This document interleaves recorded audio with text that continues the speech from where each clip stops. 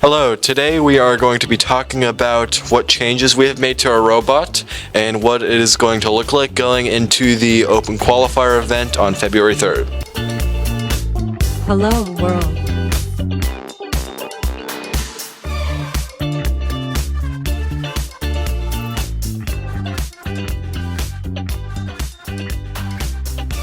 The first and probably biggest change that we have made to our robot is that we got a second Viper rail and we mirrored it so that it's the exact same but opposite.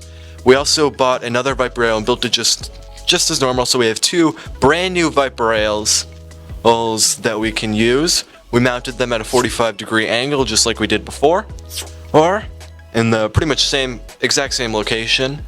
And then we designed a big hook. It's this big green 3D printed part with a big hook on the back, and also has mounts for our servos, so our claw can pivot.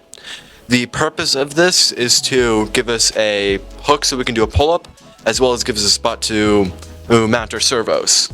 This took several iterations to do. There was a few mess-ups in CAD that required a little bit of a change in design, but it's looking pretty good now. Another big thing that we did is instead of going with a bucket, we did a claw. So we have two claws stacked on top of each other, so we can drive up to two pixels stacked on top of each other, pick them both up at once, and then drop them individually on the backboard. This gives us a lot of precision and basically helps us be a lot more efficient in our cycling. Another major change that we did, since the slides are so long, there's so much weight swinging at the end of that arm, we added a wheelie bar made with two odometry pods that aren't connected to anything, but they provide support when we have the slide at full extension. This wasn't what we originally intended to do, but we were like, hey, what fits in Go Build a Channels, fits on the ground, and has Omni wheels, odometry pods, so we just decided to basically do that, and it actually works great. So that's what a robot is looking like right now. We currently have printing a new claw that is a little bit more compact and fixed a few of the issues that we had in our other design. And so we're going to put that on after the Open Qualifier.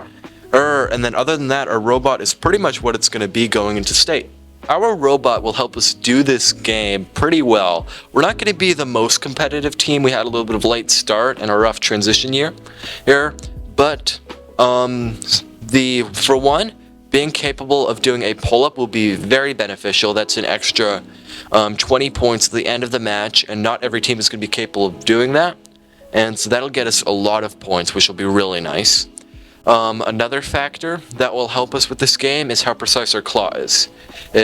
We will not only be able to drop pixels individually onto the backboard, but we will be able to fix mistakes that we do when we make our mosaics.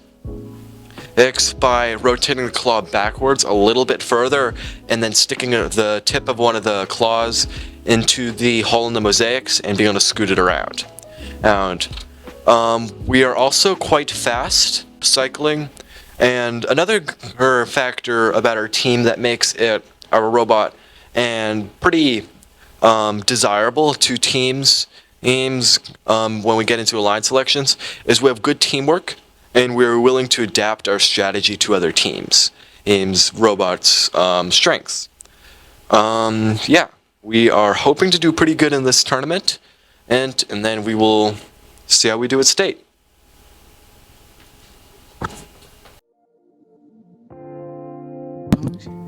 It's all the way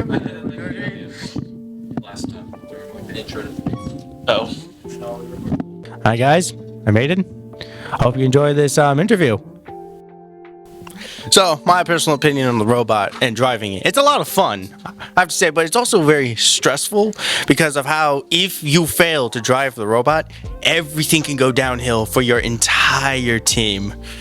It's a lot of work, but at the same time, as I say that the robot, it's also very complicated. One of the main advantages of driving this, and one thing that makes it really, really easy, is that with the bot, it's like playing a video game, you know? You got like your normal joystick configurations, you press the trigger, it makes the claw do something. It's really fun as well. I remember I've never gotten tired driving the robot. except for maybe one time where it kept breaking down, but that's a completely different story. However, a struggle with it is that when the bot needs to go into repairs or anything like that, you have to be very, very patient, and it makes you kind of feel useless to the team. But if you don't if you know that you're doing something great, then it's not really a problem. But another problem is that there's a lot of pressure on you to get everything right. With that pressure does come a lot of anxiety with every match. And also, when you do fail, because there's no chance that you will not fail, it does kind of hit hard because you got failed the team type feeling. But that's just a unrelated note that I should probably not be mentioning. Another thing I've heard, I was told this by someone, was what would happen if we got someone a newbie to drive the robot every day, replacing me as the primary driver.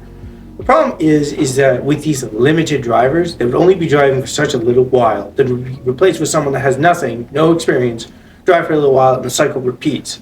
So like me, the veteran driver, would barely get as much training, while these new drivers would only get so much and then have to go and be replaced by another one.